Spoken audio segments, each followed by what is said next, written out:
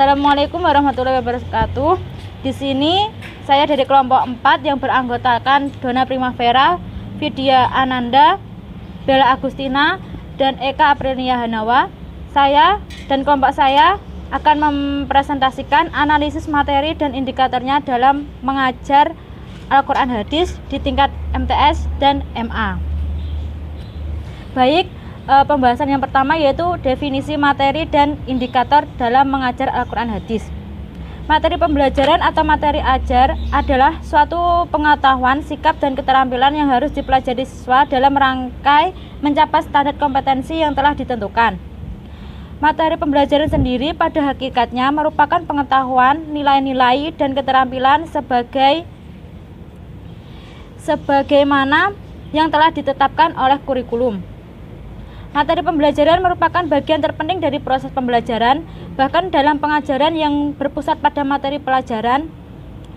Materi pembelajaran salah satu inti dari kegiatan pembelajaran, serta keberhasilan suatu proses pembelajaran ini ditentukan oleh seberapa banyak siswa dapat menguasai suatu materi pembelajaran yang telah disampaikan. Materi yang digunakan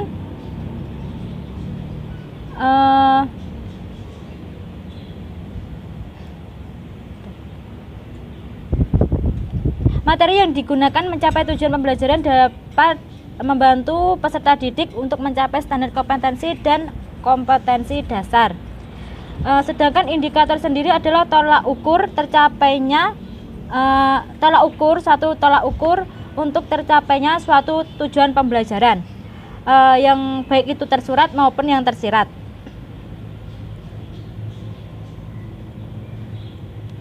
Pada hakikatnya, pengertian mengajar secara konvensional atau secara sederhana sendiri adalah menyampaikan ilmu pengetahuan pada siswa. Ilmu ini bukan hanya ilmu umum, tetapi juga semua ilmu, baik ilmu agama, ilmu biologis, dan ilmu sebagainya. Pembelajaran Al-Quran Hadis sendiri merupakan proses belajar mengajar mengenai bagaimana memahami dan menjelaskan makna dari Al-Quran Hadis, serta mengeluarkan hukum-hukum yang terdapat di dalamnya. Jadi, indikator mengajar Al-Quran Hadis adalah ukuran tercapainya tujuan pembelajaran Al-Quran Hadis yang tersurat maupun tersirat dalam kompetensi dasar dalam materi Al-Quran Hadis. Sekarang saya akan menjelaskan analisis materi dan indikator mengajar Al-Quran Hadis pada tingkat MTS kelas 7 semester 1. Pada semester 1 sendiri, materi pokok Al-Quran Hadis kelas 7 MTS yaitu 1. Pengertian dan fungsi Al-Quran Hadis. 2. Cara memfungsikan Al-Quran Hadis. 3. Cara mencintai Al-Quran Hadis. Dan 4. Ciri-ciri perilaku orang yang mencintai Al-Quran Hadis. Sedangkan indikatornya yaitu menjelaskan pengertian dan fungsi Al-Quran. 2. Menjelaskan pengertian dan fungsi hadis. Baik, selanjutnya yang ketiga, membedakan fungsi Al-Quran dan hadis. 4. Menjelaskan cara memfungsikan Al-Quran dan hadis dalam kehidupan sehari-hari. 5. Menjelaskan cara mencintai Al-Quran hadis. Dan yang keenam yaitu menjelaskan perilaku orang yang mencintai Al-Quran dan hadis. Analisis. Tujuan dari pembelajaran semester 1 ini, peserta didik mengamati, bertanya, mengeksplorasi, mengasosiasi atau bekerja sama dan mengkomunikasikan materi tersebut kepada guru dan siswa sebayanya. Diharapkan peserta didik mampu menjelaskan pengertian dan fungsi Al-Quran dan hadis, membedakan fungsi keduanya, cara memfungsikannya dalam kehidupan sehari-hari, cara mencintai dan juga menjelaskan perilaku seseorang yang mencintai Al-Quran dan hadis. Dalam pendidikan agama Islam atau PAI di Madrasah Sanawiyah yang terdiri atas 4 mata pelajaran tersebut, yaitu fikih, Quran hadis, akidah akhlak, dan SKI. Al-Quran Hadis sendiri pada kelas 7 semester 1 ini menekankan peserta didik pada kemampuan kepahaman tentang Al-Quran dan hadis. Al-Quran dan hadis ini merupakan sumber hukum agama Islam, di mana Al-Quran berasal dari kata bahasa Arab yakni qoro'a, yaqro'u, dan Qur'anan yang berarti bacaan, sedangkan hadis berarti baru, dekat, dan khobar. Dalam tradisi hukum Islam, hadis berarti segala perbuatan, perkataan, dan takrir atau pernyataan dari Nabi Muhammad SAW. Meskipun Al-Quran dan hadis mempunyai persamaan, yakni sama-sama menjadi sumber hukum agama Islam, tetapi keduanya mempunyai perbedaan, yakni di segi kedudukan. Jika Al-Quran itu menempati posisi yang pertama, yakni sumber dari segala sumber hukum, maka hadis menempati posisi kedua, yaitu sebagai penjelas atau penyempurna untuk penjelasan-penjelasan dalam Al-Quran. Dalam materi dan indikator di kelas 7 MTS semester 1 ini, peserta didik diharapkan untuk dapat memahami arti Al-Quran hadis agar benar-benar dapat dijadikan pedoman hidup dengan baik dan benar. Selanjutnya yaitu materi dan indikator pengajar Al-Quran hadis pada tingkat MTS semester 2. Materinya yaitu 1. Pengertian toleransi dan fanatisme, 2. Isi kandungan Quran surat Al-Kafirun dan Quran surat Al-Bayyinah, dan yang ketiga yaitu hadis tentang toleransi.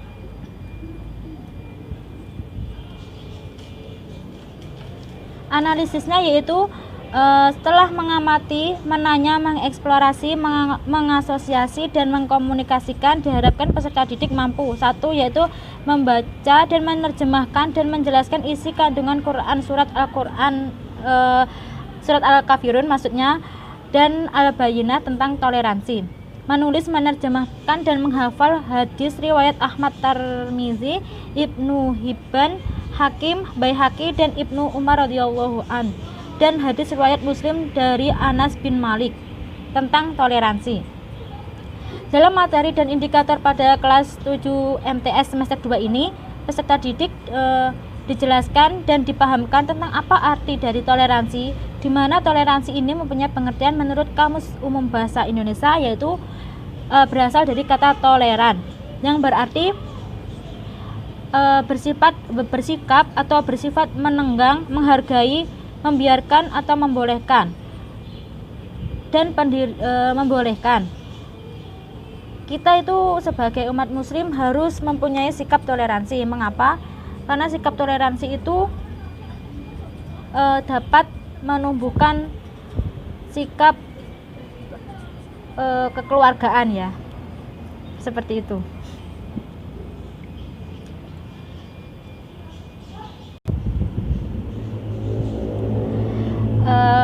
Selanjutnya yaitu mengapa peserta didik pada kelas 7 semester 2 ini diajarkan sikap toleransi. Karena di zaman ini banyak sekali peristiwa yang kurang memperhatikan tentang toleransi. Misalnya diskriminasi orang yang berbeda agama, diskriminasi orang berbeda etnis, yaitu warna kulit, yang sering terjadi di luar negeri maupun di Indonesia sendiri. Baik, selanjutnya saya akan menjelaskan tentang materi tingkat MA, yaitu semester 1. Materinya yaitu meliputi 1. Pengertian Al-Quran, 2. Nama-nama Al-Quran, yang ketiga yaitu perilaku orang yang berpegang teguh kepada Al-Quran. Sedangkan indikator mengajarnya yaitu 1. Menjelaskan pengertian Al-Quran menurut para ahli, yang kedua yaitu menjelaskan nama-nama Al-Quran, yang ketiga menunjukkan perilaku orang yang berpegang teguh kepada Al-Quran. Dapat saya sampaikan analisis pada materi semester 1 kelas 10 MA ini, yaitu peserta didik dapat menjelaskan pengertian Al-Quran menurut para ahli tentang perilaku hormat dan patuh kepada orang tua serta guru. Dapat menjelaskan nama-nama Al-Quran, serta peserta didik dapat menunjukkan perilaku orang yang berpegang teguh kepada Al-Quran. Pembelajaran ini merupakan salah satu materi yang harus dipahami dan didalami oleh setiap peserta didik. Mengapa? Karena pada materi ini membahas tentang pedoman kehidupan, di mana pedoman ini merupakan sumber dari sumber, yakni Kitabullah Al-Quran. Al-Quran sendiri merupakan kitab suci umat Islam yang diturunkan Allah kepada Rasulnya yang terakhir, yakni Nabi Muhammad, sekaligus sebagai mukjizat yang terbesar di antara mukjizat-mukjizat yang lain. Melalui paparan penjelasan di atas, dapat disimpulkan bahwa peserta didik harus wajib memahami sekaligus mengimani kitab-kitab ini. Karena meskipun kitab Al-Quran merupakan kitab pedoman, akan tetapi di dalam kitab ini terdapat berbagai macam ilmu dan hal-hal yang dapat memperbaiki kehidupan setiap yang mempelajarinya, menjadikan yang mempelajarinya itu lebih baik. Maka dari itu semua peserta didik baik itu dari tingkat SD, MI, MTS maupun MA dan perguruan tinggi harus mempelajari tentang Al-Quran ini. Selanjutnya yaitu materi dan indikator mengajar kelas 10 semester 2. Materinya yaitu meliputi materi kelas 10 semester 2 yaitu meliputi pengertian hadis, sunnah, khobar, dan atsar. Yang kedua itu persamaan ketiganya yaitu hadis, sunnah, khobar, dan atsar. Yang ketiga perbedaan hadis, sunnah, khobar, dan atsar. Yang keempat yaitu perbedaan antara Al-Quran dan Al-Hadis sendiri. Indikator mengajarnya yaitu meliputi menjelaskan pengertian hadis, sunnah, khobar, dan atsar. Yang kedua membedakan hadis, sunnah, khobar, dan atsar. Dan yang ketiga yaitu mengidentifikasi persamaan hadis, sunnah, khobar, dan atsar. Analisis yang dapat saya sampaikan pada materi kelas 10 semester 2 ini yaitu tujuannya atau tujuan dari pembelajaran ini yaitu peserta didik diharapkan mencapai standar tujuan pembelajaran, yakni peserta didik dapat menjelaskan pengertian hadis, sunnah, atsar, dan khobar. Yang kedua yaitu peserta didik dapat membedakan. Yang ketiga peserta didik juga dapat mengidentifikasi persamaan hadis, sunnah, khobar, dan atsar. Untuk pengertian hadis sendiri sudah dijelaskan sama seperti di materi semester 1 kelas 7 tingkat MTS, yaitu hadis sendiri mempunyai pengertian yaitu segala perbuatan, ketetapan, dan perkataan Nabi Muhammad. Selain kita mempercayai kitab Al-Quran, kita juga mempercayai hadis juga, serta sunnah, khobar, dan atsar, karena di dalamnya itu juga terdapat penjelasan-penjelasan tentang hukum-hukum Islam. Jadi meskipun kita sebagai umat Islam mempunyai sumber dari sumber hukum yakni Al-Quran, tapi kita juga harus mengimani, harus mengetahui penjelasan-penjelasan yang berada di dalam kitab seperti sunnah, memahami penjelasan dalam sunnah, hadis, atsar, dan khobar tersebut. Maka dari itu peserta didik harus mengerti apa makna dari hadis, khobar, atsar, dan sunnah. Sekian penjelasan dari saya. Jika ada kurang lebihnya saya mohon maaf. Jika kalian semuanya yang mendengarkan kurang paham, bisa ditanyakan pada forum diskusi hari ini. Wabillahi taufiq wal hidayah. Wassalamualaikum warahmatullahi wabarakatuh. Assalamualaikum warahmatullahi wabarakatuh. Di sini saya akan menjelaskan tentang menganalisis materi Quran Hadis kelas 8 semester ganjil dan genap. Apa saja sih yang dibahas tentang materi Quran Hadis kelas 8? Yaitu yang pertama, yaitu kuperindah bacaan Al-Quran dengan tajwid, lebih spesifiknya yaitu hukum bacaan mad iwad, mad arid lisukun, dan mad len. Dan apa saja kompetensi dasar dan indikatornya?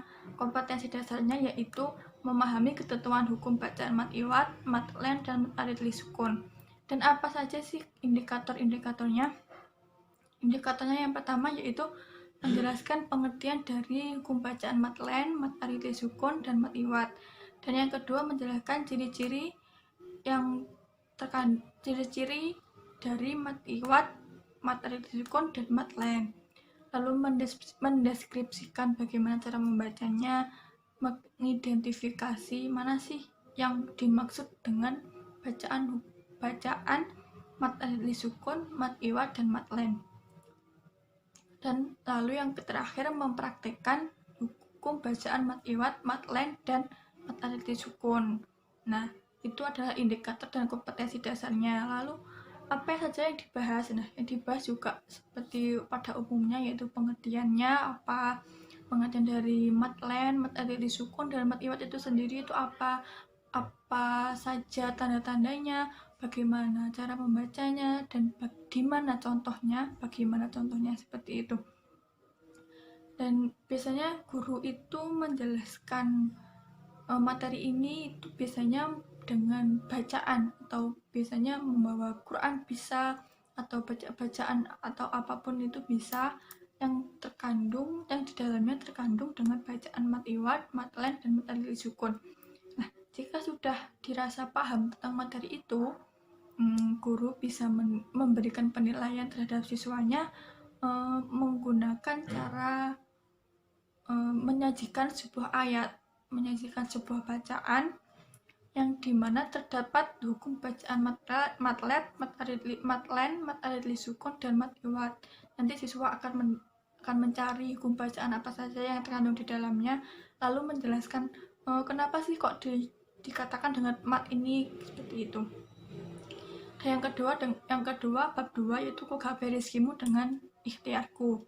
Di sini materinya, kompetensi dasar dan indikatornya yaitu memahami isi kandungan Quran surat Al-Quraish dan Quran surat Al-Insyirah tentang ketentuan rezeki Allah. Itu kompetensi dasarnya.